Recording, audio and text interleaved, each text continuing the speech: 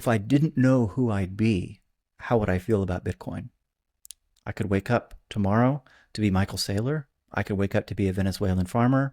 I could be a dissident journalist in Russia. I could be Julian Assange, recently out of prison.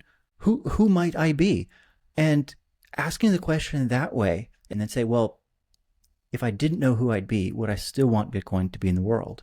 And we think that framing things in that way yields both a neutral evaluative framework, but then also ultimately a positive answer to the question that because we'd be risk averse when reasoning that way, you don't want to be stuck as one of the 2 billion people living under crushing inflation or even hyperinflation, or the 3 or 4 billion people who live under the boot of authoritarian rule, or the many millions who have, for no fault of their own, been excluded from electronic banking systems, and so on. So once you see that you could have been those people, and that Bitcoin can help on at least some margins for some of them, you're going to want that to be in the world as an available opt-in system.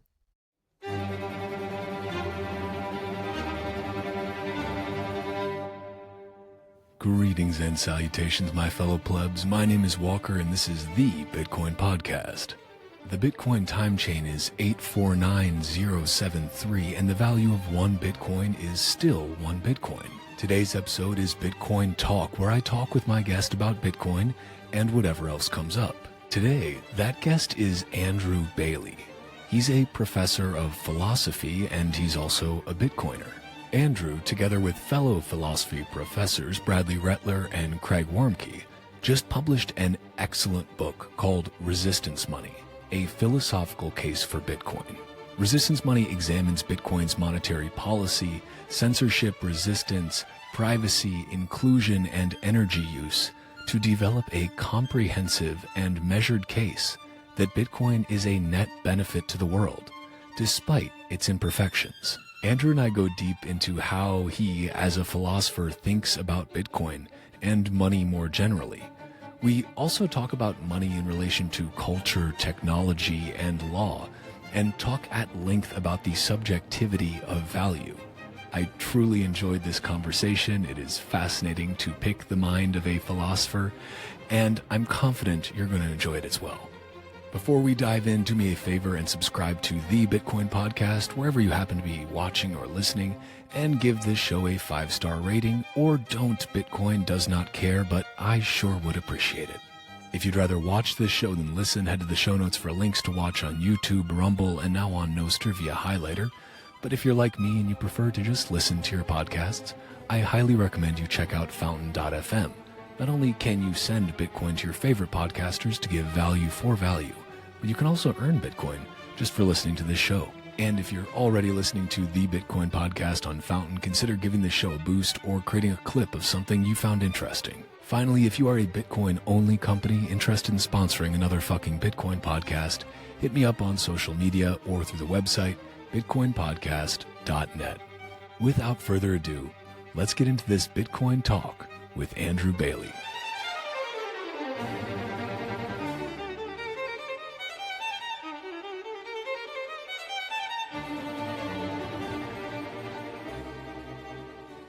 Okay, now we are good. We're good for real. Now this we is are the real free. thing. Life is happening. There were gladiator references before. Maybe I'll put them in because people need a reminder to watch Gladiator. Well, hey, thank you for joining. I'm glad Thank you, Walker. to be here with you. Me too, man. You know, well, first of all, I've been digging in. I have not finished it yet, I will confess, but I have been loving it so far. Your book, Resistance Money, with your 2 co-authors, and when I saw it come out, because I know you guys have been working on it for some time, I was like, I need to talk to Andrew, and this seemed like the perfect time to do so. But Thank you so much. Yeah, and you've honored us by buying it and reading it. You know, buying is good enough, but actually this is a book that's meant to be read. We don't want just this to collect dust on shelves. No, we it did has put not a lot of heart into this. No dust has been collected so far. It's still brand new, and which is always nice. It's satisfying to start to page through a new book where you're like, and usually I don't know if this is like a a good, or if people frown on this or not, but I will often kind of make my own little notes in books. Oh yeah, you got to make it yours. But this one, I'm like, boy, it seems so nice as it is. It almost feels disrespectful to make my little notes in there. But I might just have to order a second copy so then I can completely kind of destroy one and then keep one that's very pristine.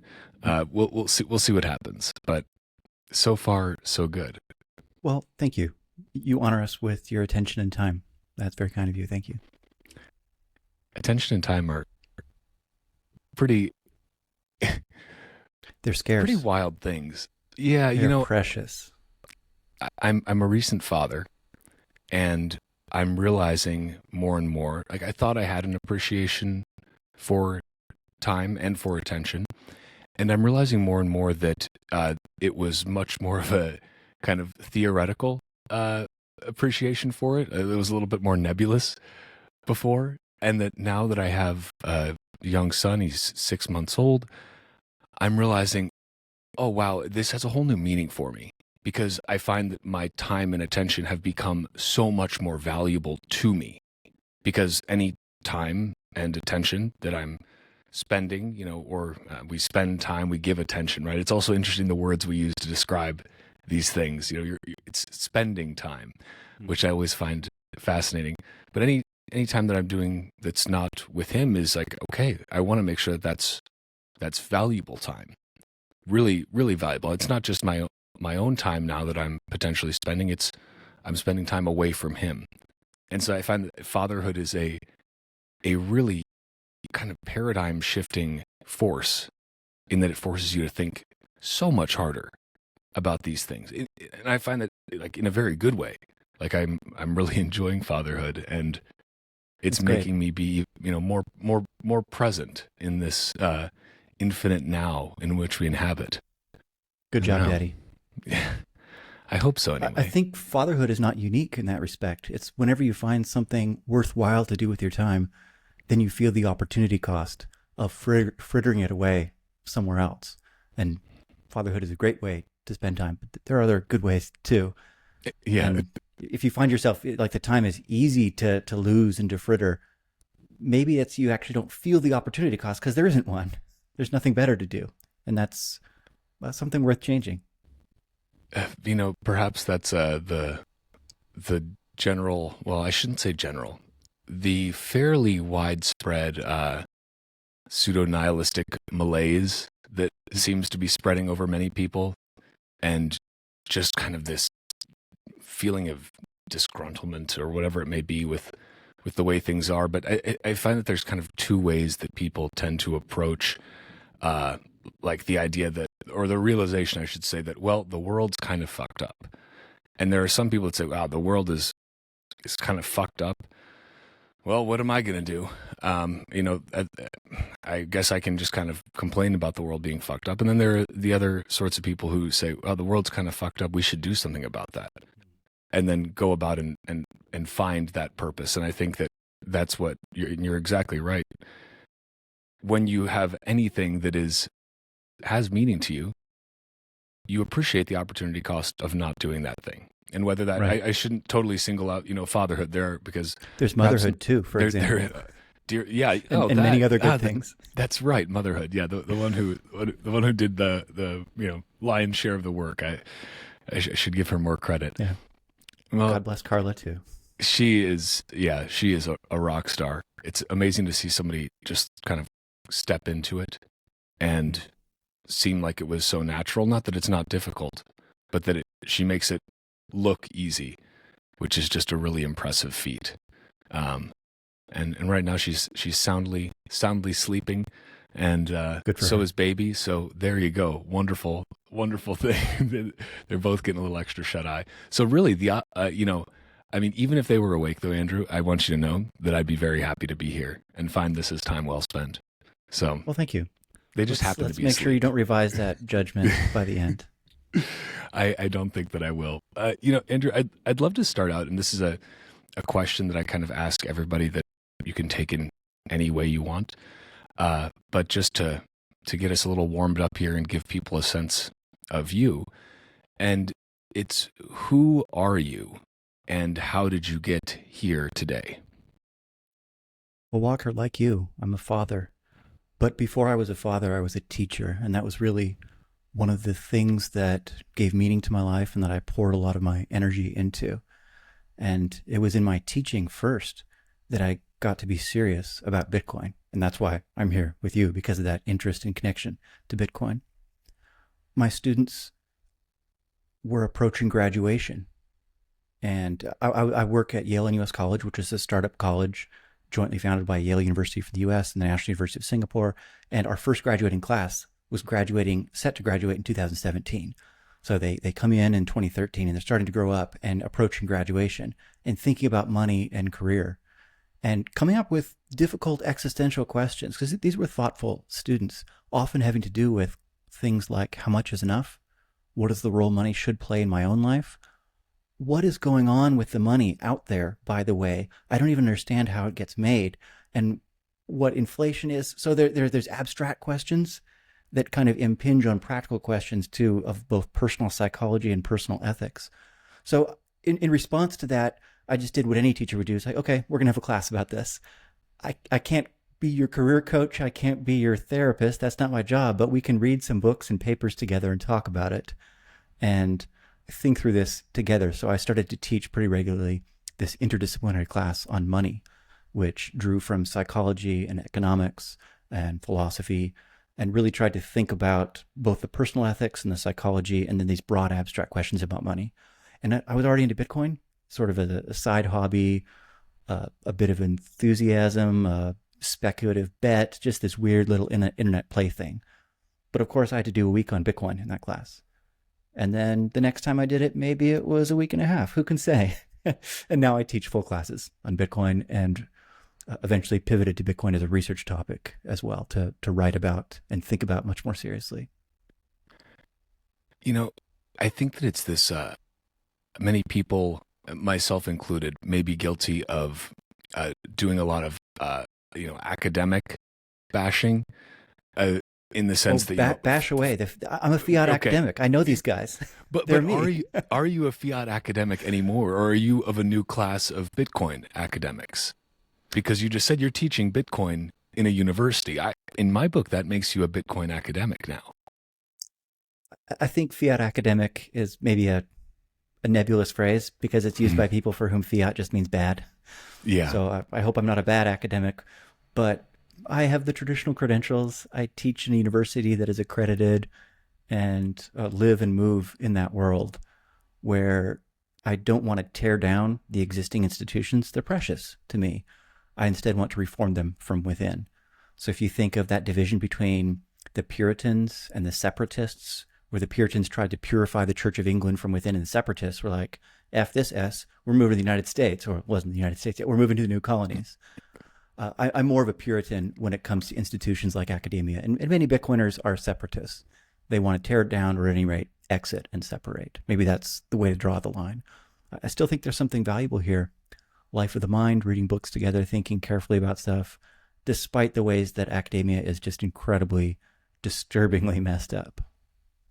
Yeah, we can definitely agree on the messed up nature of academia, and I think that there's also you almost need parallel movements in some ways to enact or have the best chance at enacting real change. So you almost need that reform from within and that separation, building the parallel system without. Ultimately, I think that that's going to give you, especially if both of those schools of thought, let's say, have the same ultimate goal. In this case, the advancement of Bitcoin, because we believe it is a net benefit for humanity. Then that's actually a pretty powerful thing to be able to have those working in parallel. And I would rather have both going at the same time than just one or the other, than to have it be so binary in that way. Competition is good for institutions. When people can exit, that's a powerful check on the authority of a legacy institution, not just the Church of England, but also the Bank of England, for example. And of course, with a name like Andrew Bailey, it's probably often difficult for you to pop up in Google search, given you share the name with the Bank of England lead I'm who, blessedly anonymous in that respect, unless you yeah, add something like Bitcoin to my name. then I'm sure it All comes to the up good. pretty quickly. Now, I'm curious, Andrew, how was the reception from your students? Because if you had to put yourself in a discipline, you are a professor of philosophy, That's right. correct? How was the reception from your students when you first started raising Bitcoin? Because these are not, computer scientists. They're not economists per se. Perhaps some of them are actually studying that, and they, maybe you do have a smattering of that in there. But I would assume that a lot of them are philosophy students. That's one of their, their main interest, or perhaps not. Correct me if I'm wrong. But what was the reception like when you started bringing in, a week of Bitcoin, and then, okay, a little bit more than a week of, and then teaching whole classes on Bitcoin? How did you find your students kind of reacting to that? I teach largely within a PPE program, which stands for Philosophy, Politics, and Economics. Okay. And one of the things that we always said we wanted students to do was to integrate these things, to pull together the philosophy and the economics and the political science. But that was always hard. And yet we found it easier, I did at least, in the classroom when it came to Bitcoin, because Bitcoin is a natural site where one needs all of those tools and more to understand what's going on. So students who are really serious about the PPE mission instantly saw it, and they saw it faster than did, I'll be clear here, the faculty, the old people around them.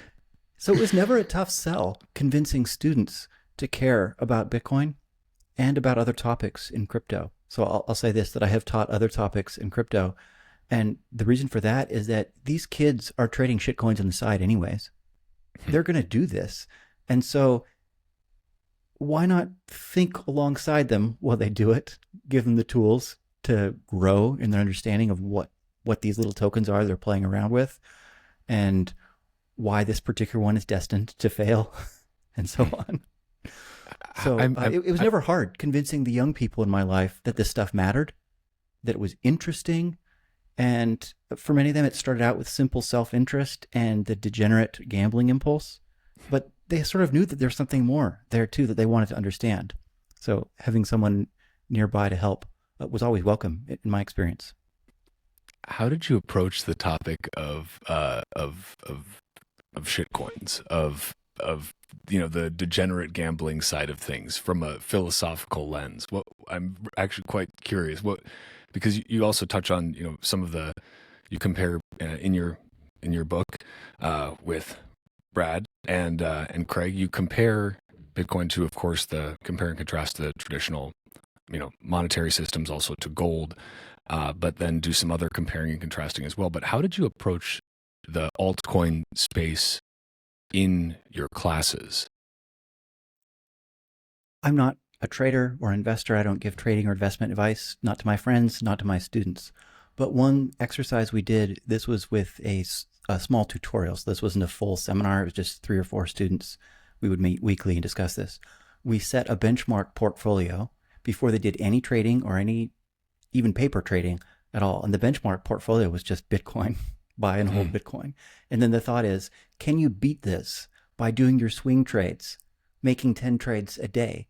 And the answer was basically no, not on paper and not on paper either. So that was one illuminating exercise that I've repeated since then. It's just, okay, you think you're up, but remember the benchmark. The benchmark is just buying the index of risk in the entire space, which is just Bitcoin, not Bitcoin and Ether, not Bitcoin and something else, but it's just Bitcoin. That measures appetite for crypto at all. Okay, so that's the baseline. Can you beat it? Chances are not. So there's something to be learned there as well. Second, there's a couple of papers from crypto skeptics that I found helpful. Maybe the best is this piece called Crypto Cloudland by Edmund Schuster. He's an attorney who teaches at the London School of Economics. And he basically goes through and shows that smart contracts can't do any of the things that people say they can do because they require connections to real world stuff, which connections must either be fake or they're sustained by legal institutions. So for example, you have an NFT that represents a claim on a piece of land. Well, how does that work exactly, that the possessor of the NFT has legal ownership? Well, it goes through courts and through a registry or a ledger of parcels of land in some centralized database in some shire in England or in the United States or in Singapore. So what have you done here exactly? Not much, as it turns out, either technically or legally. And thinking through that argument has helped us to see, just as we go piece by piece, one by one, there's a zillion tokens, but we just take a couple of case studies and see that anything that claims connection to the real world at all is likely either failure or already failed in its ambitions, or maybe just downright fraud, or it just relies on legal structures and reproduces them. And you should just use the regular legal structures because actually those are better for things like that. And that was instructive too, to see that despite the fancy white papers, despite the claims to innovation, to the usefulness of blockchain, not Bitcoin, none of this turns out to be true. At least none of this that we've looked at so far. So that establishes a kind of baseline skepticism for the claims of a lot of these altcoin projects.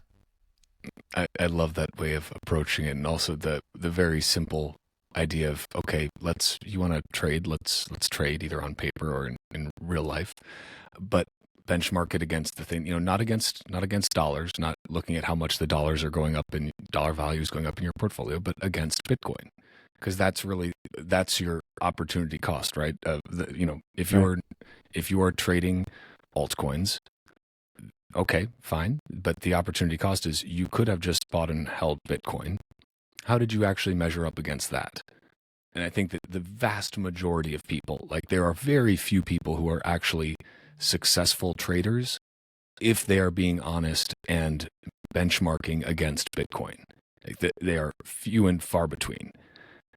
And that's maybe a tough pill to swallow for some folks who think, no, I swear I'm a good trader and look at the dollars going up. But it's like, but you were kind of just, shuffling papers around. That you could have just sat there, held Bitcoin, done something else productive with your life, and probably ended up better in the long run anyway. And imagine what else you may have accomplished instead of sitting there staring at the 1 minute charts of a bunch of altcoins with various animal names. It's so sad. It is sad. It is. Now, Walker, you are a content creator, so you probably spend a lot more time on things like TikTok than I do. So you may know this better than I do, but when I look at crypto or Bitcoin related topics there, it is really sad to me because I see people whose brains are addled by the 1 minute charts. They're chasing these green or red candles. And part of me wanted to save them. I no longer think that I can.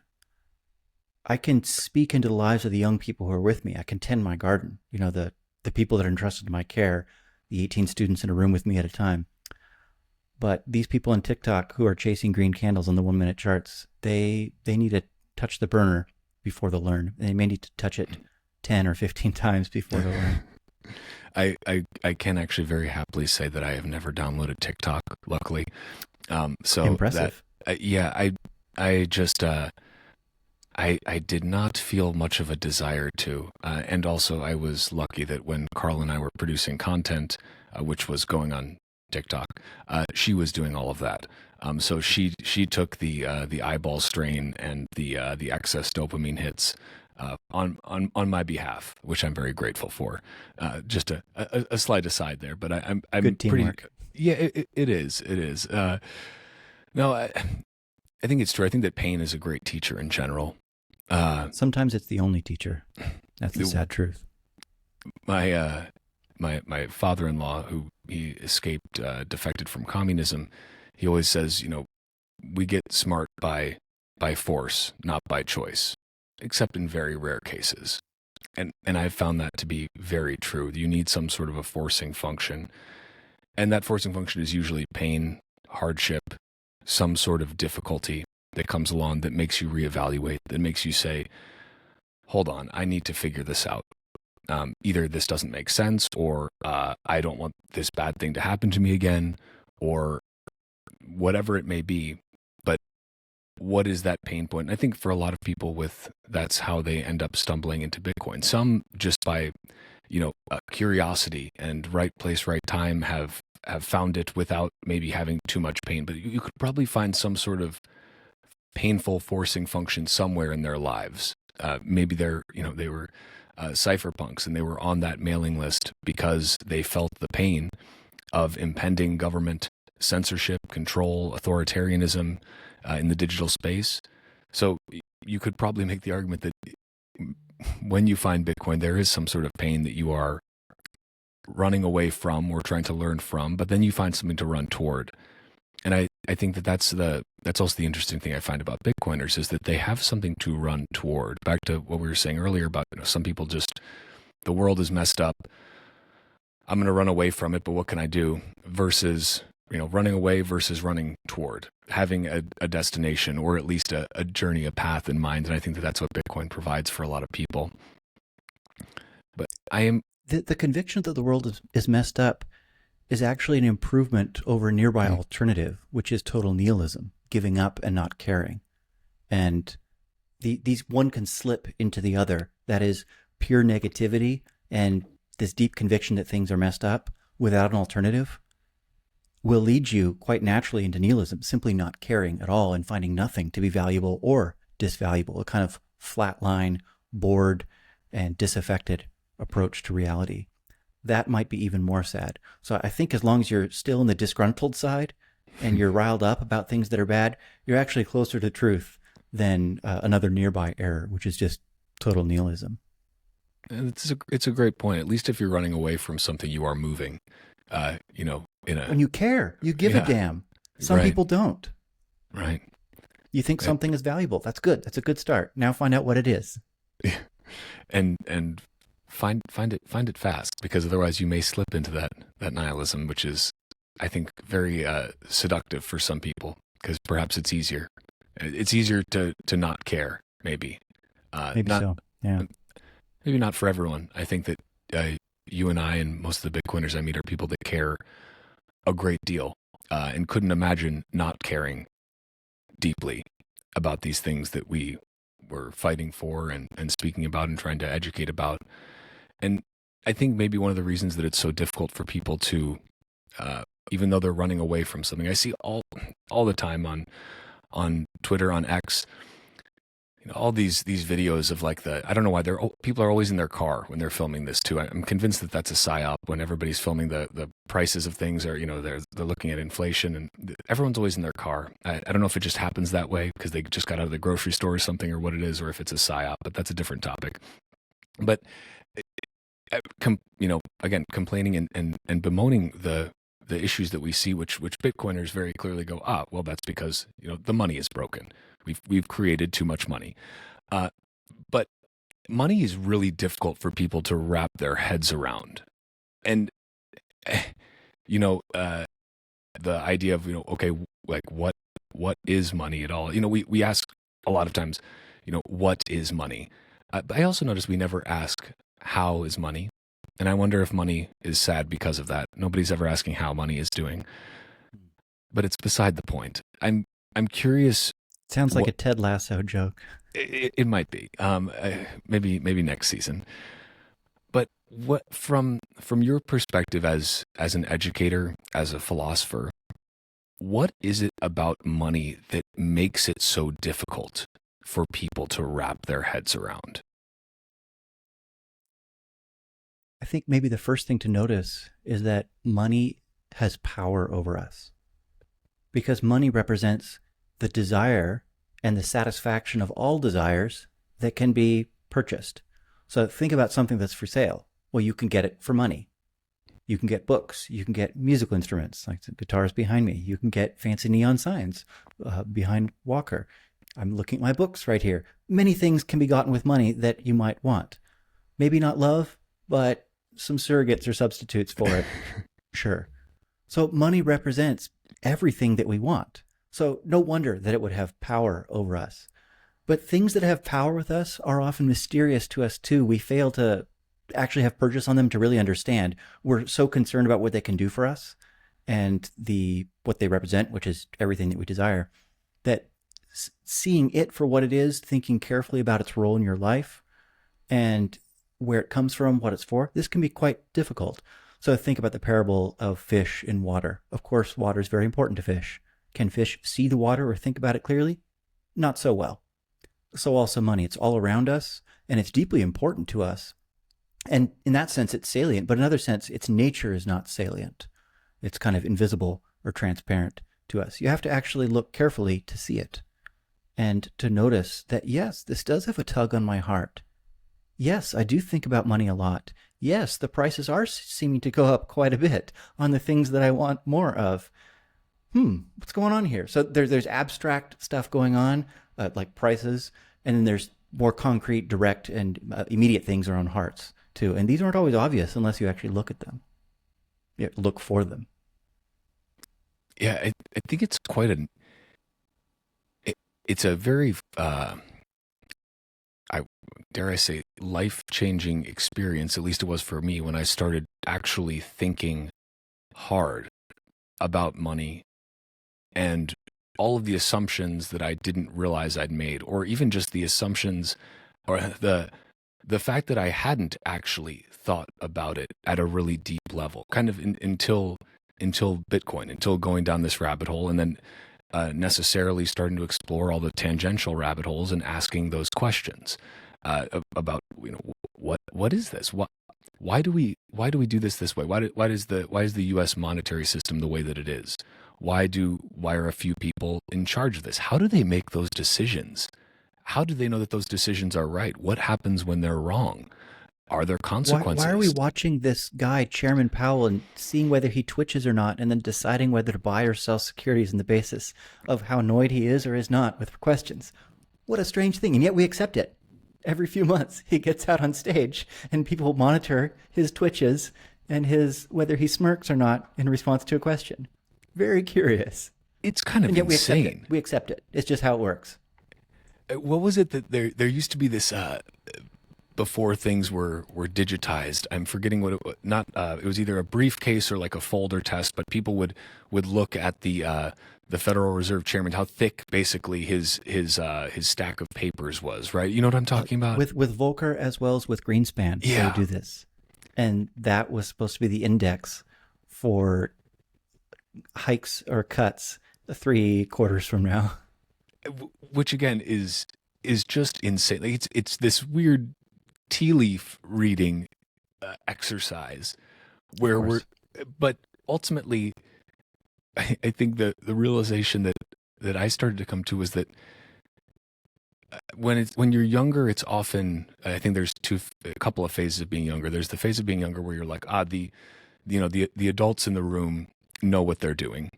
But then there's the other phase of being younger where you're like, the adults in the room have no fucking clue. And then I think sometimes you oscillate back and forth between those things. Then you kind of become an adult, or like, holy shit, I'm the adult who doesn't know what's happening. Yeah, hold on.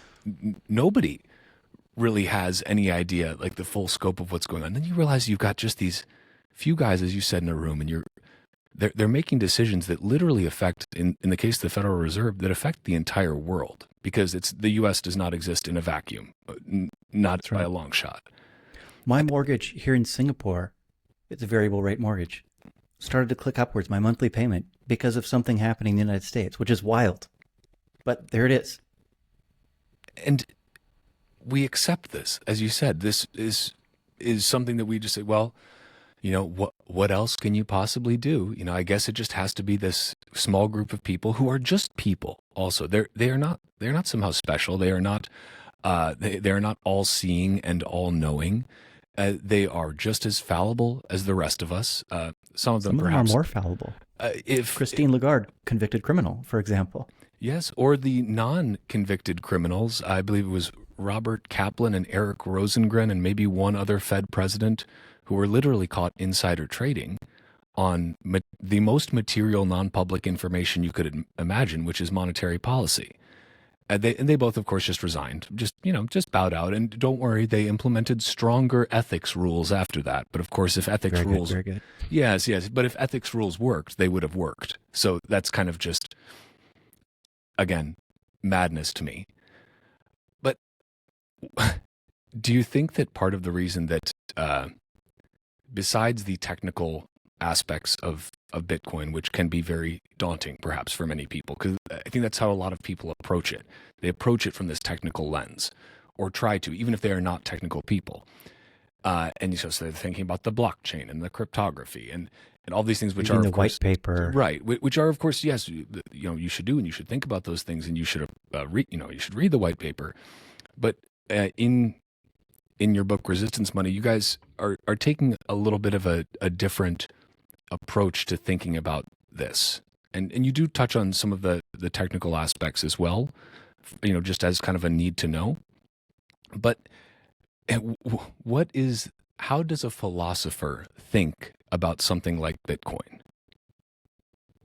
One big question about Bitcoin is not what it is or what it does, but whether it's good, whether we should want to have this thing in our world, whether it makes our world better. And that's not a question about descriptive reality or facts. It's a normative question. It's about what should be. And that falls within the philosophical field we sometimes call ethics or value theory. So one of the most important questions that you can ask, and an implicit question that's behind many discussions about Bitcoin, is just whether this thing is any good. And that is a philosophical question, at least in part. One of the problems with asking that question and trying to answer it is that we're beset on all sides with our biases. And maybe Bitcoin has two ones that are particularly salient to highlight. First, it's extremely politicized. It's labeled as right-wing red state. Like it or not, in the United States, that's a label it has. Elsewhere in the world, politicized in different ways, but let's just take that as an example. So we approach it using tribal markers rather than thinking about it more directly. And second, it's money. It's monetized, which means that you're either long or short. If you're long, then you're going to want to pump it. If you're short, you're going to want to dump it.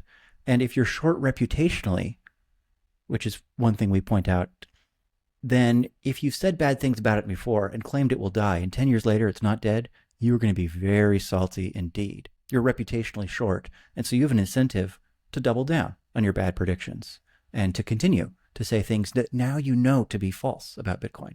And of course, if you bought Bitcoin 10 years ago and held onto it and it pumped, and your portfolio is plumped up and happy, you'll want it to pump more. And so you'll say some more positive things about Bitcoin, just as you did 10 years ago. So these are biases that really make it hard to answer that question, is it good? Because we replace that question with the question, is it good for me? And that really isn't a very ethically interesting question, is it good for me? In terms of public policy, or whether we should want this thing to be there in general, not just for one particular person. So that's one of the big questions of the book, is to try to get an ethical framework that helps us approach that big question in a more neutral way that can bypass those biases, which we think afflict both proponents and opponents of Bitcoin. So the question we use to do that is to ask, well, if I didn't know who I'd be, how would I feel about Bitcoin? I could wake up tomorrow to be Michael Saylor. I could wake up to be a Venezuelan farmer. I could be a dissident journalist in Russia. I could be Julian Assange, recently out of prison. That's right, fist pump for Julian. Who might I be? And asking the question that way, and so I don't know who I'll be, and then say, well, if I didn't know who I'd be, would I still want Bitcoin to be in the world? And we think that framing things in that way yields both a neutral evaluative framework, but then also ultimately a positive answer to the question, that because we'd be risk averse when reasoning that way, you don't want to be stuck as one of the 2 billion people living under crushing inflation or even hyperinflation, or the 3 or 4 billion people who live under the boot of authoritarian rule, or the many millions who have, for no fault of their own, been excluded from electronic banking systems, and so on. So once you see that you could have been those people, and that Bitcoin can help on at least some margins for some of them, you're going to want that to be in the world as an available opt-in system. So then the sum of the argument is that we look at these various dimensions, privacy, monetary policy, financial inclusion, censorship resistance, and even energy use and externalities. We think the ultimate effect of all that weight evidence will be on the plus side of things, yielding a positive answer to that question.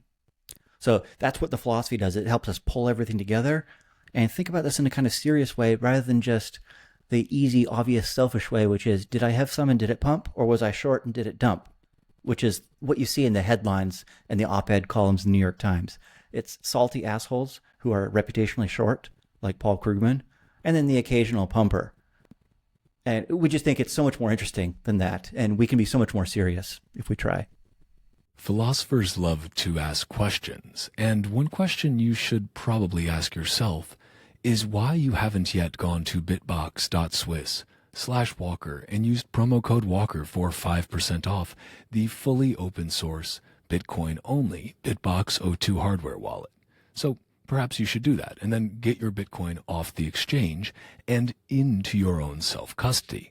The Bitbox O2 is easy as hell to use. Whether you are brand new to Bitcoin and it's your first hardware wallet, or you're a seasoned psychopath adding to your collection. Again, it is Bitcoin only, and again, it is fully open source. You can go to their GitHub and verify that for yourself.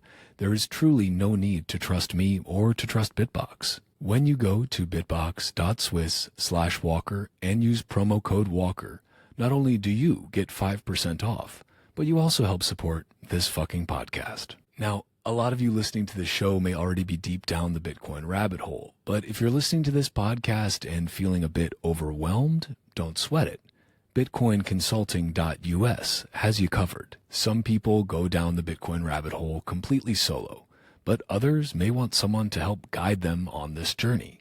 And if you're one of the latter, go to bitcoinconsulting.us. Now, whether you are an individual and want someone to help you with your personal Bitcoin strategy, or you're a company and you want help integrating Bitcoin payments, implementing private projects, or need general contractor services, Bitcoin Consulting can take care of you. Go to bitcoinconsulting.us and book a consultation today. Again, that's bitcoinconsulting.us. I love the framing of that in the book, just because it's ultimately it's a simple, but it's an incredibly deep question. Would you rather live in a world with or without Bitcoin? But without the first part of that, saying if you didn't know who you were or who you were going to be, because that's I think that's a really important clarifier there. Because if you don't say that, then people can say, well, I could, they might just say I could, take it or leave it. It doesn't really matter. But because ultimately a lot of people, certainly probably the first tranche of people to read your book will be, I would assume, educated Westerners who have some level of financial privilege, whether they want to acknowledge it or not. They may not be rich, they may not even be wealthy, but if they are an educated person living in the so-called developed world, they have an amount of financial privilege that puts them automatically above billions of people in this world. And That's right. This is just a fact. And it always brings me back to that Gladstein's article from several years ago, Check Your Financial Privilege, later kind of spun into, a book. And I've reread that one several times. And you guys talk about some of the stories that he shared in his book there, Roya Maboob, and using Bitcoin to pay other women who had no access whatsoever to the financial institutions and the rails that we take for granted in the Western world, or that men take for granted in different parts of the world, but are not available to women, or not available to journalists. And again, it was amazing. It was kind of surreal seeing. I saw Stella Assange posted, the WikiLeaks video yesterday of Julian out in the sunlight walking into a plane. Yeah. And it was a little while before, it was later at night, and I was just like, oh my gosh, this is actually happening. What I found it very moving. And just seeing him walk onto the plane and thinking, my God, he's been in the sun before in a tiny little box, but he's never actually had a walk even of 10 meters like this in 12 years. Like, what does it feel? It must be amazing to be Julian Assange right now. My hope for him is that he's got thousands of Bitcoin stashed away, and he'll go spend time with his family for a while, stay out of trouble, and then maybe secretly get back into trouble. But don't tell us about it. Do it under a pseudonym next time. Yeah. It's insane that his children have only known him in prison. Yes. That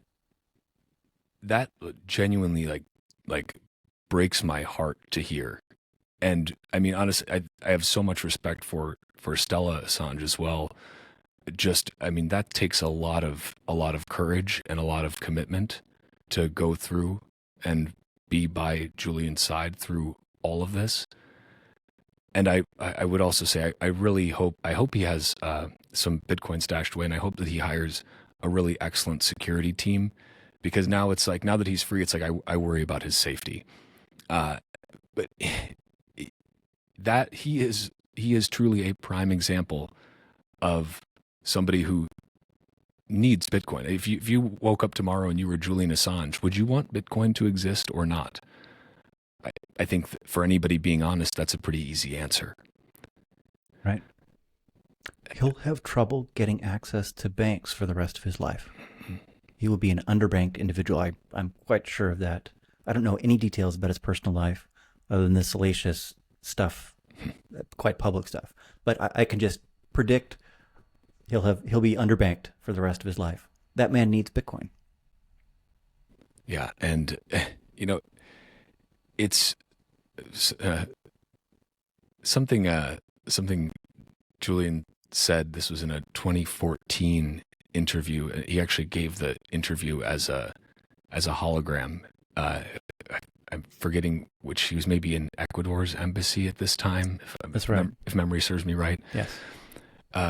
But he talked about Bitcoin breaking Orwell's dictum by providing proof of publication.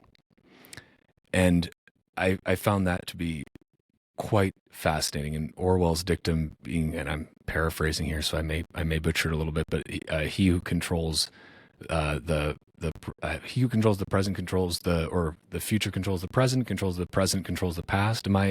I may be mixing that up, but the idea that you can rewrite history if you are in control. Right. And clearly people have tried to do that with Julian. And his whole thing was exposing what the true history actually was. And for doing that, he has had his life completely upended in such a horrific way that we are lucky that we should never have to imagine that, let alone live it. But I find that to be a very, I'm curious from a philosopher's take again, and I'm going to lean on this from a philosopher's take because I find it wonderful to be talking with. Philosophers are just dudes who think about stuff. Walker, you're a philosopher too in that respect. Yeah, okay, so is that your quick and dirty explanation of what a philosopher is? Just so you just think. I'm a peripatetic philosopher in particular, which means peripatetic is Greek for walking. Okay. Aristotle was known as the peripatetic philosopher. He would walk around in circles in the academy and give his lectures, pacing and thinking. Socrates it's as just well, thinking, with his students, right? That's right. Wandering around the Piraeus and the marketplace in Athens. That's really what philosophy is. It's trying to think carefully and clearly about things, especially about things that matter, that are abstract, that we don't often think about, but that are always present. Things like what is good, what is right, what really exists, and so on. But it's just focusing on them and really trying to get clear about it. Ultimately, that thinking takes the form of asking a lot of questions, does it not? Why would you say that, Walker? There we go. I say that because not to be a jackass. Respond to a question with a question. No, exactly. I think it begins with questions. It doesn't have to end with questions. So there are answers? Sometimes, yeah. What is the question or the questions that you continue to think about that you haven't found answers for yet? That let's say, are there some that keep you up at night, or either for good or bad reasons, that because you worry or because there are questions that you have hope that there are very good answers for potentially? I'll give a Bitcoin example where I found some resolution, but I'm not totally easy about it. The environment stuff bugged me, and it bugged me deeply. I'm not inclined to deny the existence of deleterious human-caused climate change. I know some Bitcoiners are, bless them, but I'm not really able to do that. So I have to care about things like carbon emissions. And so that literally did keep me awake for a long time as Bitcoin continued to grow. And it caused me to learn a lot. So I was the lead author for the chapters on energy and the environment. So I really had to take point on that for our little co-authoring team and really get deep and think about that, and it just bugged me. That's why I did it. It's because it bugged me, and my mind wouldn't let me rest until I found something satisfactory. Now, what we have there in the book as it stands will some of it will stand the test of time. Some of the facts that we claim will probably change over time, and the book would be obsolete in that respect in 5 years. So that's the place in which there's some instability in my own thinking here. So the view I came to in the end is still broadly pro-Bitcoin with some qualifications. But I'd be open to changing that. So for example, here's a generalization that we rely on, is that the economics of Bitcoin push Bitcoin miners to the edges of energy markets, both in space and time. True. Bitcoin mining is a low margin industry. So profits are low, they're pushed to the margins. They need low cost energy. Now, as a matter of fact, the lowest cost energy we have right now is low carbon energy. It's green and sustainable. It is on the edges of the grid. For example, a hydro dam that's far from any large city and not yet being needed to power lights for people living nearby. That's energy that's close to zero on the margin. That's where the Bitcoin miners would go. But that's a contingent fact. That could change. So that's the sort of thing that I can't give this as the FUD buster for all time, because the facts there could change. So it still bugs me, and I have to keep on reading about this and learning more about energy grids and get in the group chat with Troy Cross and see what he's been working on and blah, blah, blah. It's one of those questions that it's a Bitcoin question in particular that's still stuck in my mind. So that is part philosophy, part science. It's sort of where they meet, thinking normatively what should be the case, and then trying to use empirical facts about how the world actually is that science tells us, and try to put these together. I think this is also an area, because again, whatever, and I had Daniel Batten on this show a while back, and he's terrific. He really is, and the work that he's doing, for anybody that doesn't know, you should check out this episode and follow Daniel and look at all the incredible research that he's put together. But the idea of mining Bitcoin with methane that is literally coming out of heaps of trash and turning that into electricity instead of just lighting it on fire, or worse, letting it just vent into the air, is just incredible. I mean, literally trash to treasure. It's somehow really poetic that you're able to do that, and with it, yes, mine the hardest money that humanity has discovered out of literal pretty heaps of trash. Like that's pretty amazing. That gives me a lot of hope. And whatever you think about whether climate change is man-made climate change is real, or whether you think that is a hoax, I think that just about everyone should be able to agree that methane is bad, and you do not want that. You do not want to be breathing that. If you don't think it's bad, please go stand in a landfill and take a few deep breaths and see how you feel after doing that for a while. You know, and that's what I love about that side of things is it seems that with Bitcoin enables these really crazy ideas that almost seem fictional, but they're real, and they're so crazy that they just kind of like that seems like somebody made that up. What do you mean there's stuff coming out of a landfill that you can turn into electricity and then create money out of? Like, what do you mean? That sounds nuts, but it's real. That's right. Bitcoin has a lot of these little counterintuitive corners that you can reason your way towards and then see why it's still true despite being counterintuitive. And that's always attractive to philosophers. We like weird counterintuitive ideas that you have to work to get. It's like a little treat at the end of some work. Then, oh, okay, all of a sudden the light bulb moment comes on, and that's your treat, that you realize that proof of work can't be cheated, or, you know, one of these, there's lots of little tiny insights like that make up Bitcoin. And they're delightful, but you have to work to get there for each of them, I think. Speaking of kind of counterintuitive things, you know, we're here talking about proof of work and talking about the very real costs that are associated with creating. Well, I should say the Bitcoins are already created. We're just unlocking them, right? The 21 million is already there. It's just a matter of unlocking them, but it's real energy. In Resistance Money, because I'll plug it again in this lovely book. There we go, twins, love it. But there was one part that jumped out at me a little bit because I found it interesting and perhaps a little counterintuitive, and something that many folks may push back on, is that the idea that Bitcoin is actually a fictional. It's fictional. It's a fictional substance. Can you elaborate on that a little bit and kind of the idea there? There are a couple of arguments we give for this conclusion. And maybe the first thing to do is to give those style of arguments with the dollar before we move to the case of Bitcoin, because we think it applies to both. So think about a $10 bill in your fanny pack. It represents 10 somethings. But how many bills do you have? Well, just one, in fact. There's one banknote in your fanny pack, the $10 bill. But you possess 10 of something when you possess that $10 note. So what are the 10 things? Well, it's not like the 10 parts of the $10 bill or anything like that. It's 10 abstract things. Dollars are abstract, in fact. And the same abstract things that are dollars can be represented by numbers in your bank balance when you pull it up on your app, can be represented by a ledger in a commercial bank or a central bank, or can be represented by dollar bills or $10 bills or $100 bills. So there's this abstract, let's call it a substance. And by abstract, I mean that it doesn't exist in space. You can't find it anywhere. It's maybe we could use the word an idea, more like a number than a book. So, a book, it makes sound, you can kiss it, you can do lots of things with concrete material objects. You can't do that with numbers. You can't do that with an abstract substance like the dollar itself.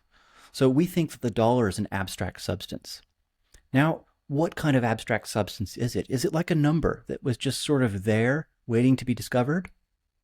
Numbers are like that, in my view. Now, you don't have to have this view, but this is my own view, is that we learned things about the numbers and the numbers already existed. 2 was already the whole number that comes after 1 before we discovered that was true. And various truths of arithmetic and mathematics were true before we discovered them, before we discovered the proofs for them. But Bitcoin wasn't like that, and the dollar's not like that either. We made it up. So if you want a meme for this, it's source, I made it up. The big glowing blue guy just made it up. So it's abstract, yes, it doesn't exist in space, and yet we invented it, we made it. So what's a category for the things that don't exist in space, but they have some kind of purchase in reality and we made them up? Well, we call those creatures of fiction. So think about literary characters or events in novels or the novels themselves. Human beings created those, yes. But the novel isn't this book, a tome. The novel is the sequence of words that are reproduced in this tome and in this tome and in this tome. It can be reproduced in many different tomes, the same novel. Similarly, it's abstract and yet is made up. It was created by human beings. So that's really what we mean when we say that Bitcoin is an abstract substance. There's a bit more going on, but that is maybe the easiest way to see it, and that it's not particularly hostile to or friendly to Bitcoin to conceive of it in this way. Bitcoin, in this way, is just like the dollar. Now, the dollar, unlike gold, is an abstract substance. So maybe that's one way, another contrast to see is that some money is not made up. Now, the fact that gold, or when it does serve as money, is money, does depend on us. But the gold's existence itself does not. Gold predated human beings and will likely post-date human beings. We didn't make it up. But we did make up the dollar. We also, with the help of our computers that coordinate our minds, we made up Bitcoin as well.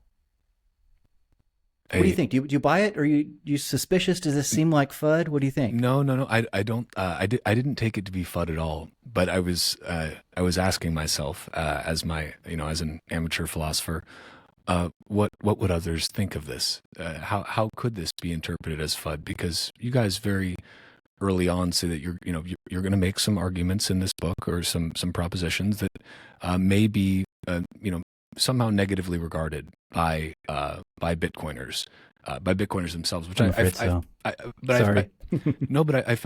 that interesting, and I'm always a fan of calling something out yourself at the beginning, taking away a little bit of the power. Can you talk about and no need to to spoil the whole book, but just at a higher level, what are some of those things that you think that Bitcoiners will really disagree with in your book? And is that because there's something that Bitcoiners are getting wrong, or is this just a matter of opinion for some of these things? Here is one thing that some Bitcoiners expect and indeed are confident about that we neither expect nor are confident, and maybe even we're confident it won't happen, which is hyperbitcoinization. And let's define that as Bitcoin becoming a dominant currency in the world such that an appreciable fraction, maybe even the majority of goods are not just traded in Bitcoin, but where prices are denominated in Bitcoin. So, for example, if oil prices were standardly quoted in sats, and that was just the way it was done, that would be one important element of hyperbitcoinization. Now, we don't think this is either likely to happen, nor do we think it's important that it happen for Bitcoin to be good for the world. And I think some Bitcoiners think one or both of those things. We think that it's destined to occur and that it's actually quite important for Bitcoin that it occur, that there be a kind of the bubble keep on expanding. And if you don't like the bubble image, the waves keep on coming in until they've engulfed every other money in the world. So that's one, or maybe two points that closely related that we disagree with many Bitcoiners about. As for why, well, on the normative point, whether you need hyperbitcoinization for Bitcoin to do any good, well, we think Bitcoin is doing good now without hyperbitcoinization. So we don't need to project fantasies or models or hopes or dreams or ambitions or expectations about the future to actually assess Bitcoin and figure out if it's good or bad. Let's look to the present and past to do that instead. And second, Bitcoin is no longer young. Bitcoin is 15 years old now. And of course, it's had a remarkable march, a run, series of waves or bubbles, whatever it is. It's been a remarkable 15 years. And yet I don't think that the evidence we have thus far gives us strong evidence of incoming hyper-Bitcoinization. Now, what would that evidence actually have to look like? Like what would evidence of future hyper-Bitcoinization be? Hard to say. But I would think that it would include Bitcoin being used as a unit of account on at least some markets for core input goods like oil. To date, haven't seen. Now, let me give one natural reply that some Bitcoiners will give them. Let me give my reply to that, and then Walker, I want to hear what you think. The natural reply to that for Bitcoiners is to cite this little chart of the stages of monetization where something begins as a store of value and then begins as a collectible and then a long-term store of value, then a short-term store of value, then a medium exchange, and ultimately a unit of account, maybe some other functions as well. I see no empirical evidence that this is actually how monetization happens. So I've tried to find the origins of this chart. I've looked up things in Munger and in the other Austrian economists. I've tried to track down some kind of basis for this. To me, it looks like pure fantasy. It looks like somebody just thought about it really hard and then source, I made it up. Now, that's perfectly good as a theory, and that's what philosophers do more or less all the time. Source, I made it up. But this is the kind of theory that we should test against history before we have any confidence of, especially if we're using it to predict the future. What I would want is evidence of many monies that have undergone this stages of monetization. There's something like 150 monies existing and widely used today. Well, maybe we could find a chart that showed that at least 50 of them had this nonsense. Obviously, that didn't happen. So where are we getting this chart, and how is it informing ideas about future hyperbitcoinization and the stages that we're in as we climb that curve towards it? To me, this does not look empirically well-founded. Now, if some blessed listener has discovered the truth here and wants me to read something, tag me on Twitter. I'll read it, because I've got a bee in my bonnet now, and I've been thinking about writing a paper about this. So I'd like to dig in deeper if there are other sources I should be reading. I think that it's a really fascinating question. Is can you find a lot of empirical evidence for this? And I think about this aspect a lot because you see people on the let's say the anti-Bitcoin side, or the, you see the fiat maximalists talking about the various reasons why Bitcoin, is not money, or will never be money, or maybe it's sort of like a money substitute, but it's not really money because you're not paying your taxes in it, or one of those arguments. Brother, but, yeah, I know that Dick Huckerson guy. I don't know if you've seen him, but he's a real jackass. I love his work. Yeah, boy, that's a topic for a different day. But so I do think about this a lot, though, and I used to be of the sort of black and white opinion that just exactly what you just described. That yes, money goes through these. If we're going to break them down to just the three stages, the collectible phase, but really it's the store of value, and then medium of exchange, and then unit of account, right?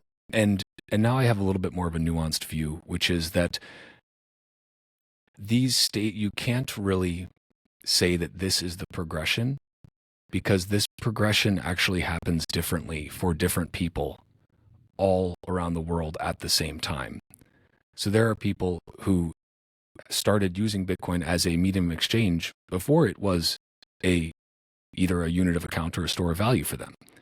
There are people who only have used Bitcoin as a store of value and may never progress, who literally say, I will never sell my Bitcoin, I will never spend my Bitcoin. Whether or not that's accurate remains to be seen.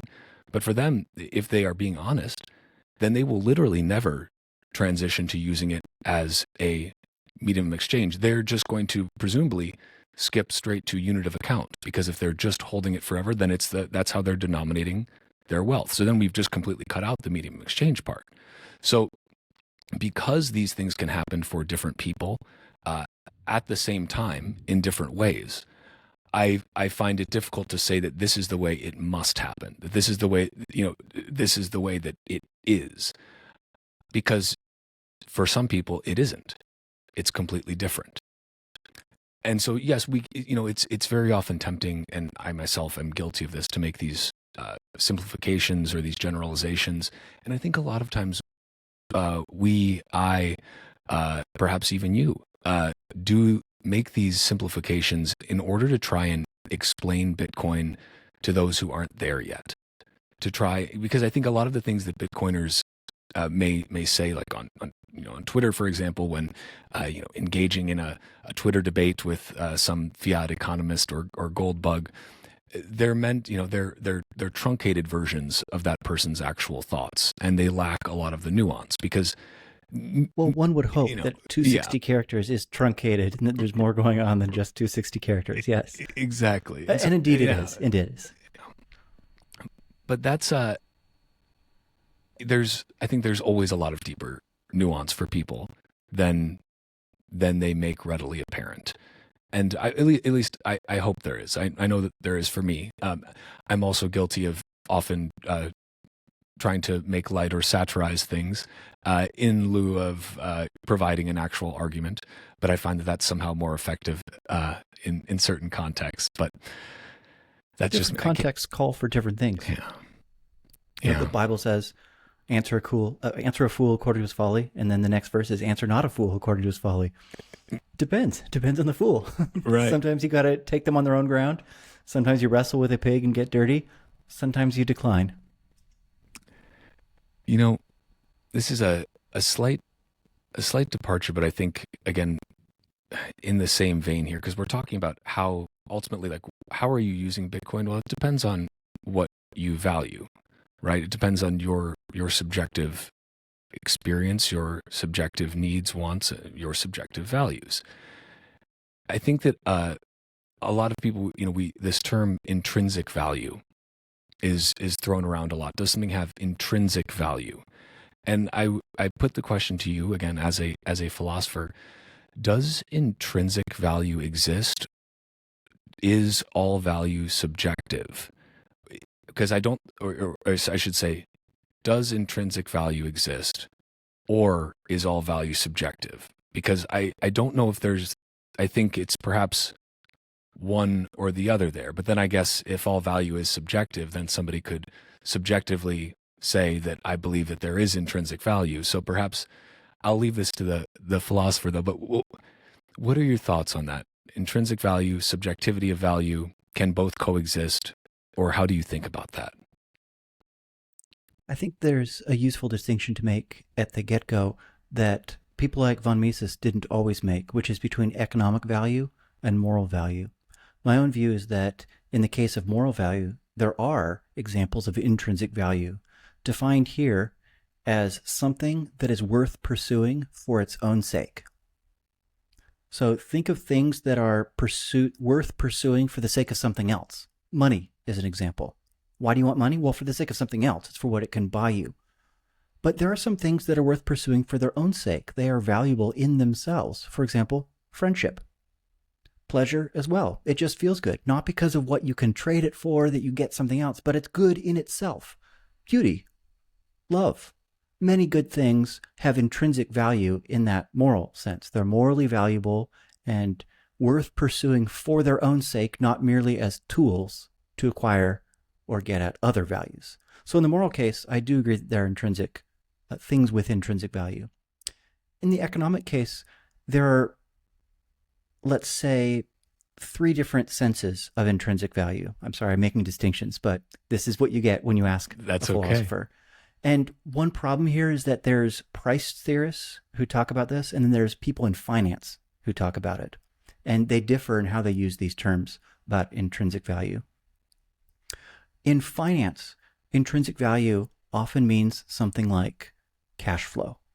So the intrinsic value of a security is the net present value of its future discounted cash flows in expectation. And when they're talking about whether price exceeds intrinsic value, when they're talking about fundamentals, that's what they're talking about. Now, when the Austrian economists say there's no intrinsic value in economics, they are not saying there's no cash flow. Obviously, some assets have cash flow. You own a home and you rent it. That's cash flow. You have a security that's got a coupon on it. That's cash flow, a bond with some interest owed to the possessor or the owner of the bond. So that kind of intrinsic value does exist. Here's another sense of intrinsic value. Something that is valuable in the economic sense, regardless of what anybody thinks. So independent of human minds, independent of what we want, what we desire, independent of, here, let's use the special term, independent of demand. Now, the old labor theory of value suggested that yes, there are things that have value even if they're not demanded. What makes them valuable is the work, the input cost to produce them. So this was an ingredient in many of Marx's most important arguments and also some of Adam Smith's. So the idea that some things are valuable because of the input cost to create them. Now, the marginalist revolution, which predates the Austrians, but the Austrians piggybacked on this, said, no, that's redonkulous. Absolutely absurd to think that something has economic value just because it was expensive to produce. My boogers are very expensive to produce. They're also scarce. And on the margin, they actually get more and more costly to produce because I would have to do more and more milk drinking and get lots of dust in my environment to create more mucus. Very expensive, difficult to produce. That doesn't mean that they have economic value because that only looks at the supply side of things. What about demand? Now, demand is plainly subjective. It's what people want and whether they want it hard enough to give up something of value for it. So it's the marginalists who shifted economics, so called the marginalist revolution in the history of economics, basically created price theory as we know it and said, nonsense, this is horseshit to only look at supply. You've got to look at demand as well. And it's where supply and demand intersect that we get an equilibrium market price. So that is what the Austrians often mean when you interpret them charitably, when they say that value is subjective, that you only have a market price because somebody wants something. And somebody wanting something depends on what's going on in their head and their heart. It's subjective in that sense. It depends on human minds. So if that's what we mean by subjective, then economic value, that is market price, is indeed subjective. And that's basically unquestionable in terms of economics as we know it now. Nobody who knows anything about price theory should question that. Now, here's a little trick that I learned just last week. This is from Josh Hendrickson, who is a Bitcoiner and an economist. He's the chair of the economics department at the University of Mississippi. He pointed out in his newsletter last week that supply is actually demand. So it's subjectivity on the other side as well. And here's how it goes. when you are bidding for a car at the BMW dealership, let's say you bid $1 for the car and they say no, what informs that decision? It's the demand on their side. They would rather have the car than your dollar. They are the other bidder. They're basically bidding for the car, to keep it, to do nothing. That's the other option for them. That's actually demand. They demand the car more than they demand your dollar when you offer them only $1. And when you offer them $100,000, then it tips over and they would rather have the $100,000 in the car. That is demand. They're demanding your dollars over the car or the car over your dollars. So in fact, when we have a supply-demand chart, it's a demand-demand chart. And so in this way, economic value is subjective through and through, not just on half of the chart, but the whole of the chart. Despite that, though, I think there are things that are morally valuable in themselves. And sometimes we confuse these things, and that frustrates me enormously, perhaps you can tell. I think friendship is good in itself, not merely as a tool for something else. And in fact, it's also valuable even if you think it isn't. So you can be wrong about what you value there. So that's another kind of objectivity that we have in the moral case that we don't have in the economic case. Okay, rant over. No, I always say this is a safe space for rants. And there are several things I want to unpack there, and I'm going to try and organize them in the best way that I can. So perhaps I can start at the end, which is kind of very good place to start. Yeah, it is. From a moral perspective. So does that mean if there are things that have intrinsic value when looking through the lens of morality, does that mean that morality is objective? Does that mean that you can define good and bad in an objective way? I think so. That's my view. Now, this is a controversial view in ethics, but I think some things are valuable and worth pursuing regardless of anybody's opinion on the matter. So someone thinks that murder is valuable, they're simply wrong. And they're wrong in a very dangerous way, but they are no less wrong than someone who thinks that the earth doesn't exert gravitational pull on us. It's a kind of delusion. Now, moral facts are different than empirical facts or scientific facts, but I still think that there are moral facts that don't depend on us for their truth. So in that sense, I do believe in objective morality. Again, a controversial view, but that happens to be my own view in metaethics. And I would agree that murder is wrong, but perhaps to tease that a little bit more, what if you murder because the murderer or the person that you are murdering killed your family? Is that still wrong for you to kill them? I would think of the question there as not whether murder is wrong, but rather whether killing is wrong. So think of murder as a special class of killing. Sure. And then you're pointing out maybe there are kinds of killing that aren't murder. They might be just killings. And that's a substantive question of moral, of normative ethics, of morality. And I think that the thing to do there is not to say, oh, it's all subjective. It depends on, or it's up to you to just decide what yourself. No, instead, the thing to do is to exchange reasons and to think, okay, so what are some reasons for thinking that there are some just and non-immoral, that is, moral killings, and some reasons to think that no, all killings are wrong.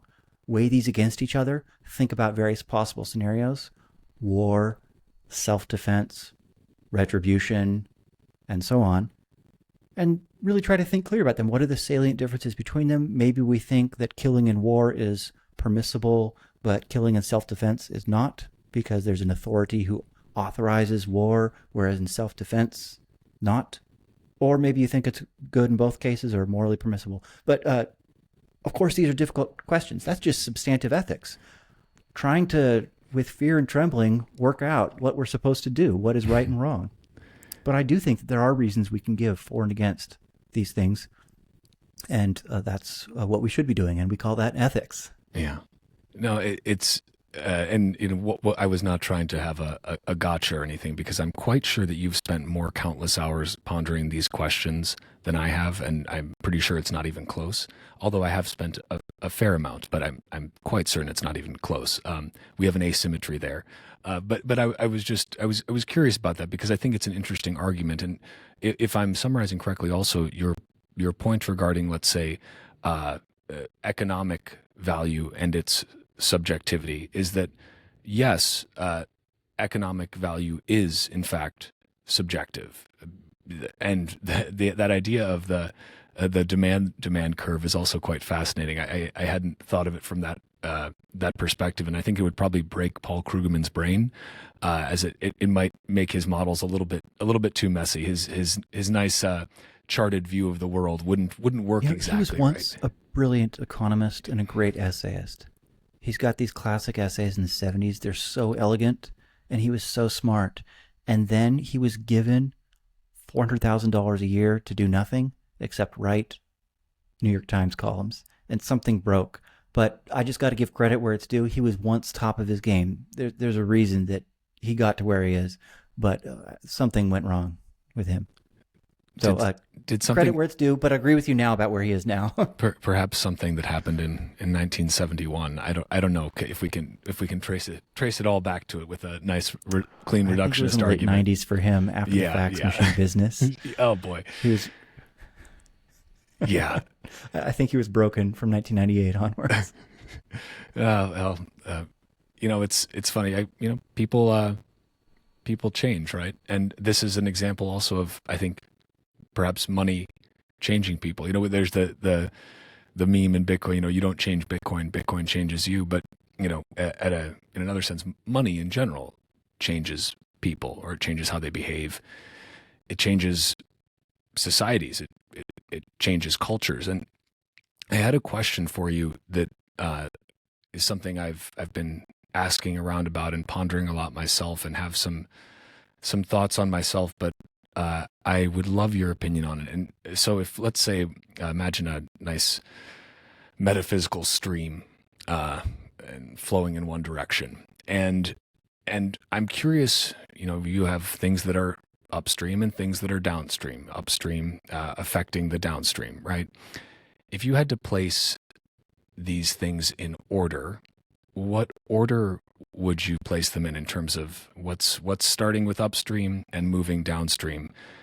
And these things are culture, technology, money, and law.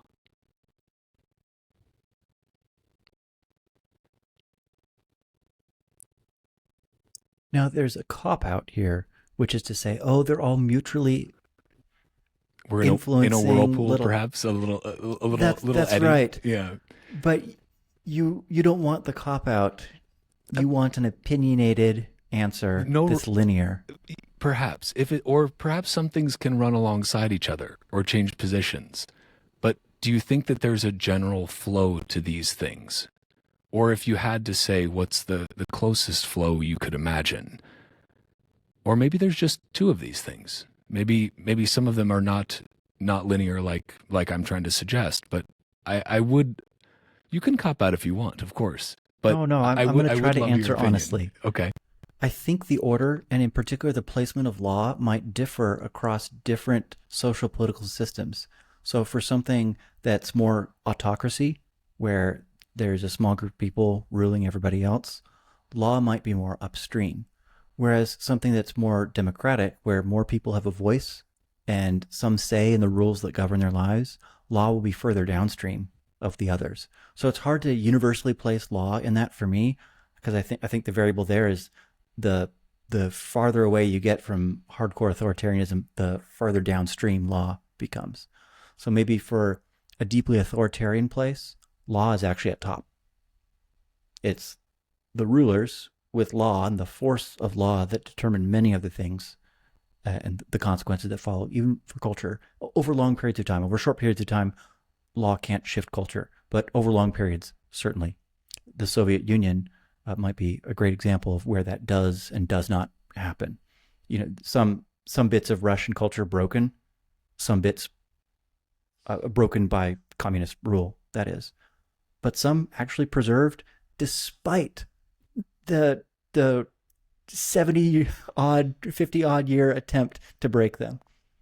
So that's for me maybe the harder thing to determine is where law goes, and maybe the controlling variable is just how authoritarian or autocratic a regime is. So let's say that it is not. Let's say it's the good case. Culture, technology, money, law. For what it's worth, that's where I would place them as well.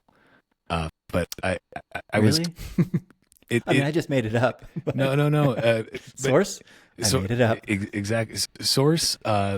Been thinking about it, but because I also, the law part is an interesting one for me, because as you said, depending on the nature of the regime, and also, you know, we necessarily must think about regimes. We can't take this question in a vacuum, because it's not meant to be taken in a vacuum. It's meant to be like from a practical, or as practical as you can get sense, you know, where do these things fit? And I think in America, like America is a nice example to use, because it is for all of its faults, it is still has had the most remarkable rise of any nation state in history, in as an biased, of course, but really, I mean, it is a meteoric rise that, for all of its faults, has lifted the vast majority of the world out of abject poverty.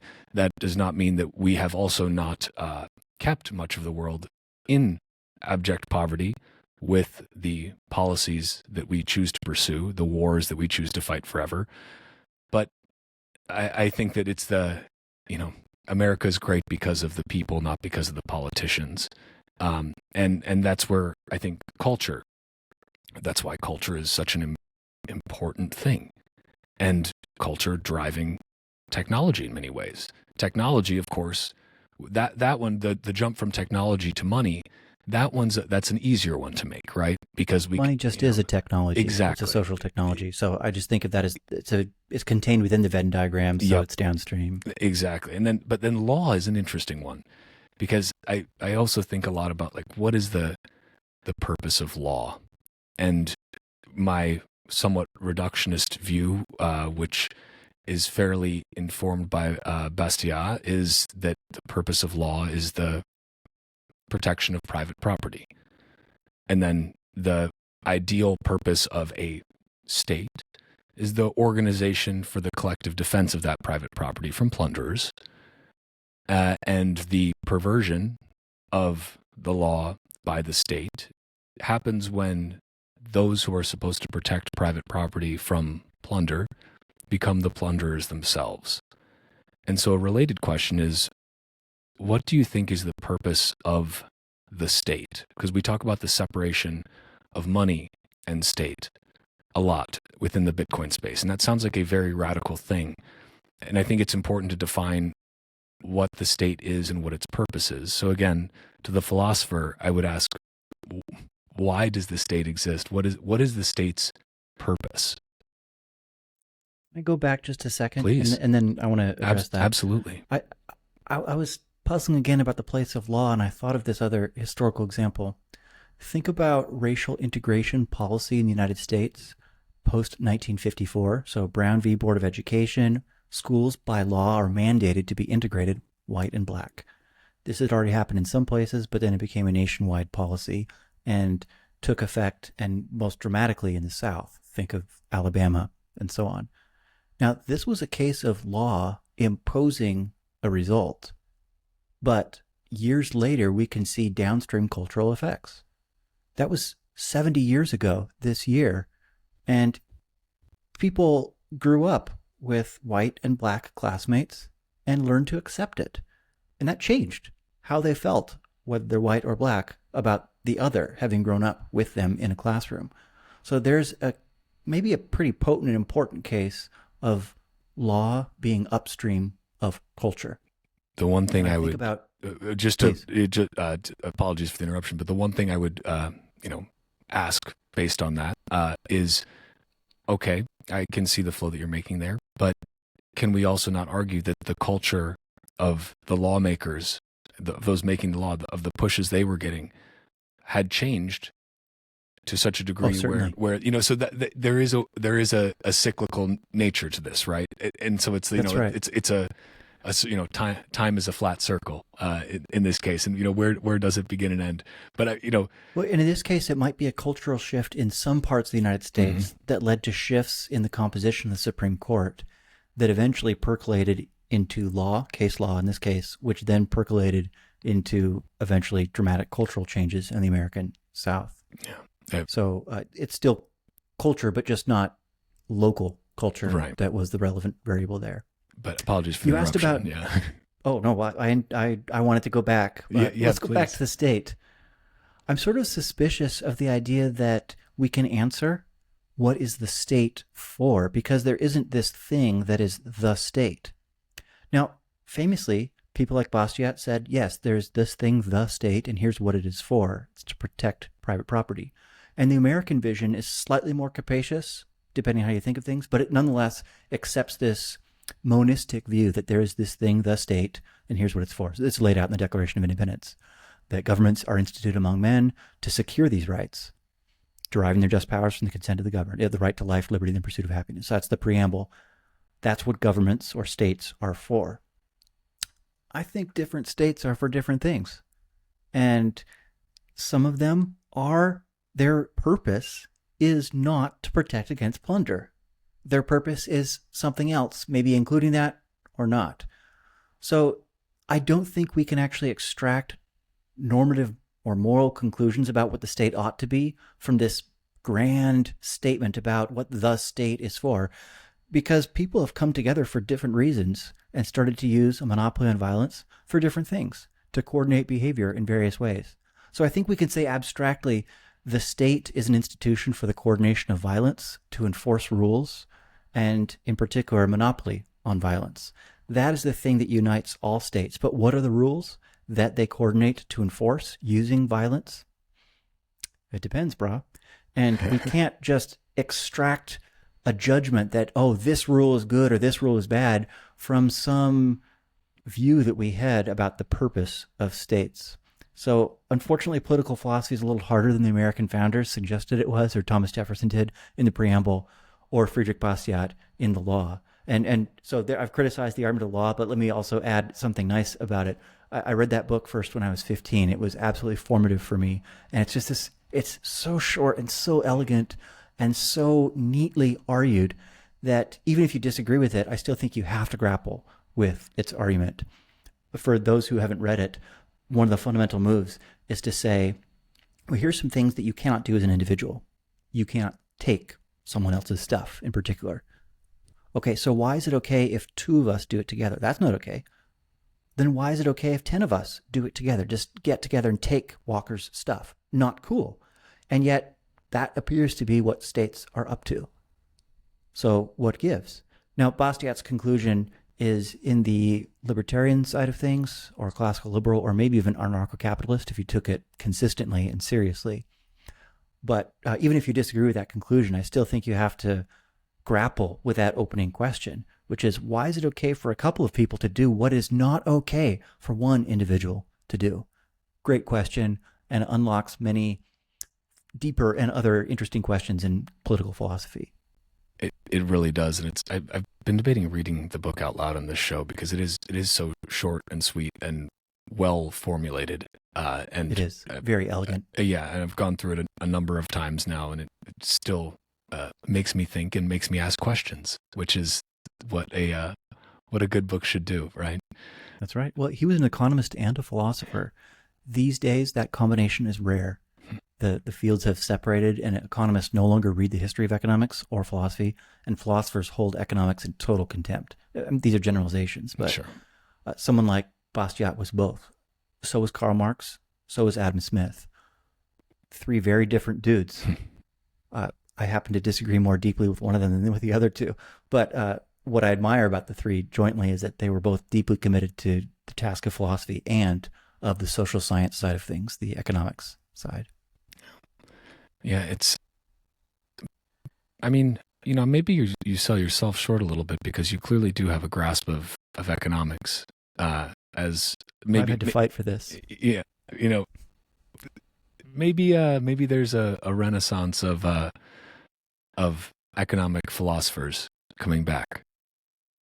The economists who write about Bitcoin the most, who are Will Luther and Josh Hendrickson, they both write kind of like philosophers. And though, of course, they have models and equations and fancy stuff that economists have in their papers, they also attack problems and questions that are deeply philosophically interesting and often write about them with great clarity and power and just straight up philosophical abstract argumentation. So, for example, Will has a paper, Is Bitcoin Intrinsically Valuable? Like, okay, yes, that's a philosophical question. He uses some tools of economics to answer it, and then they're off to the races. So I have hope for these guys that they can unite the clans. And I like co-authoring with them, and we're all fellows with the Bitcoin Policy Institute. So that's one way that I have connections to these guys and their work. And may I just say, I love the work that the Bitcoin Policy Institute is doing. Oh, Dave and Grant are great. Yeah. They've brought together this really cool band of quite serious people who are really lovely too. I just love working with them. I've found that the many Bitcoiners who I've had the pleasure and the privilege of meeting in person, I have had trouble finding ones that I do not like and do not enjoy spending time with. There seems to be, perhaps it's just a blessed life. Yeah, it's really quite miraculous. And another thing I enjoy about Bitcoiners is that, despite some of the, if you're looking from the outside in, you may see a lot of supposed toxicity. That's not what I see when I look from the inside out. It's certainly not what I see when people get offline and are in person at conferences. I see a lot of camaraderie, even though there may be fierce disagreements. And I think that's powerful because I think within any, I don't know if you want to call it a movement, that seems to too much of a loaded term, but perhaps that's what it is. A movement. Well, when it comes to Stephen Lupka, it is a movement. And in particular, it's a movement. I wanted to make sure I mentioned him because he mentioned me when he was on there with you. I shout out to Stephen. Shout out to Steve. He's just a great guy and always inspires me to live up to my name of Walker as well. Anytime I see Stephen post about walking, I'm like, damn, I have not walked enough today. Get some steps, dude. I'm sitting right now. If I could, I would probably try and record these walking, because I know it helps everybody think. It certainly helps me think. But I think that gets perhaps a little bit distracting. But I'm gonna figure it out somehow. I need to get some gimbal stabilization maybe, so it seems like I'm staying still. I'm not sure. Yeah, and for me, I like the wired connection. The rock solid wired connection, not moving between Wi-Fi access points. Yeah. But anyways, yes, shout out to Stephen if you're listening, dudes rock. Just especially dudes with vibes, That's right. He's a vibe connoisseur. He is. Andrew, I want to be conscious of your scarce time here, because Bitcoin is very scarce, time is scarce, Bitcoin podcasts are abundant, and you've decided to share your scarce time on one of the many abundant Bitcoin podcasts. So I want to thank you for that. Actually, I disagree with that, Walker. This is not a Bitcoin podcast. It is the Bitcoin podcast. Let's be clear about this. He said the thing. Yes. No, but you're absolutely right. But I do have, if it's all right, one more question, and then one final question, and to just plug the book once more, if that sounds good to you. Okay. So the last question, and perhaps I shouldn't have saved this for last, but it feels appropriate with the discussion of time. But the old saying, time is money. I think everybody's heard that saying, right? I've been thinking about this, and I feel that it's perhaps more appropriate to say money is time, because time's not money, in the sense that you can't, if time was money, you could buy more of it or exchange things for more time. You can't do that. And they're similar in the case of, let's say, a good money, a sound money. Bitcoin, for example, Bitcoin and time are both absolutely scarce, right? But unlike our time on this earth, Bitcoin is knowably scarce, whereas our time is not. We are all born with some amount of time. We do not know just how scarce that time is. We could, memento mori, remember that you will die. We could die today. We could die 50 years from now. We don't know. Bitcoin, we know. But I'm really just curious, how do you think about Bitcoin and time? Or perhaps a different question, maybe more personal, is how has Bitcoin changed the way you think about time? And is time money? Is money time? All of the above? Discuss. There's a marvelous little piece of Singlish, which is the local dialect of English here in Singapore. It's this word chim. It means something is too deep for our current mode to discuss. It's just too much. It's kind of like saying above my pay grade or not now, dude. It's too much. So I just got to say, too chim. Okay, it's too chim. We'll have to, I got to tap out on this one. We'll have to save it for another time. Then is what I'm hearing there. Another time. Another time. Yes. Which will also be now, but it'll be now at whatever this time is. Unfortunately, it is always now. That's the weird thing. Or perhaps fortunately. I think we're done here. Yeah, I think that's perfect. Well, okay. The last thing I'll ask, and this one's an easy one. Besides your book, Resistance Money, and shout out to you and your co-authors for writing it and having it published by a, I was going to say reputable, but by something that will lend credence to it in other circles, which I think is important. Besides Resistance Money, what is a book that you recommend everyone read? And then what are you reading right now? I have very idiosyncratic tastes in fiction. A book that I'm reading right now is Miracles by C.S. Lewis. I've read it many times, and it's up on my Kindle right now. So when I next go to bed and open my Kindle for a few pages, that's what it'll be. It's this little piece of sort of pop philosophy, but quite deep too, trying to think about whether miracles are possible. That's the first thing that came to mind. I won't give book recommendations, though. Nobody ever likes the books that I recommend, so I stopped recommending books. There's this, one of my old mentors in grad school said this, you know what? If you just keep on reading, the books that you need to find, they'll find you. The more important thing is just to read. It's not to read some list that Lex Friedman said was good, or that some old professor said was good, or that some middle-aged professor said was good. The important thing is just to read, and the books you need will find you. So I don't give book recommendations. Answered. Except for this one. Yeah. Except for this one. Answered it's like a philosopher. This is good, and I recommend that folks read it. And I think it's very it's a book for anyone, much like Bitcoin is for anyone. It's approachable to anyone. You can start from no knowledge of Bitcoin and quite quickly gain some knowledge and start asking the right questions. And I think that's, again, as philosophers, which the three of you are, that's I have to assume that was one of your goals, was just to at least make people start to ask questions and challenge their assumptions. And I think that this will do a very good job of that. Is it still number one in philosophy on Amazon? It was earlier today, and yes, I've been checking every day. I don't blame you. That's an amazing. We're pretty excited about it. Yeah, I'd say that's quite a feat. That's really incredible. Well, for people who want to find you, they can just search Resistance Money on Amazon. They can find it. Where else should they go? That's right. I'll drop all these links in the show notes for people who want to grab them. You can get a free PDF of Chapter 1 at the book website, which is resistance.money. And if you want more, you can buy the book. And if you want even more still, you can scroll down and find the Twitter handles of the authors. And if you want yet more besides, we've written, 20 plus articles about Bitcoin and such. You can find those on that website as well.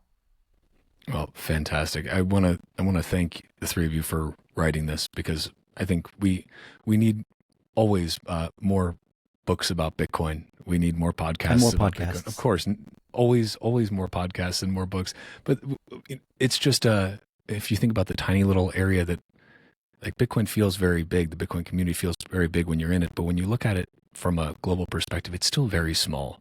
And we need to have as much information and as much content created and disseminated as possible to seep into as many areas of the public consciousness as we possibly can. So thank you, all three of you, for writing it. And thank you for your time today. I have truly enjoyed this. Same, Walker. A pleasure.